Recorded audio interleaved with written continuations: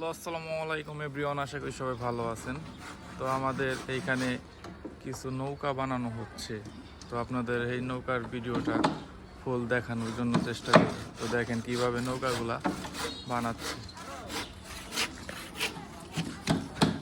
কয়দিন লাগলো নৌকা বানাইতে? প্রায় 6 রোজ লাগতেছে। তো এই হচ্ছে নৌকা, দেখেন কতটা দক্ষতার সাথে নৌকাগুলো পরিপাটিভাবে সাজানো হচ্ছে। 6 দিন লাগছে, 6 রোজ লাগছে না? 3 দিন 2 জনে, তাইলে 6 রোজ। রোজ কত করে? 800। আজকে শেষ হইব না? আজকে শেষ হইব নাকি? আজকে শেষ হইব না?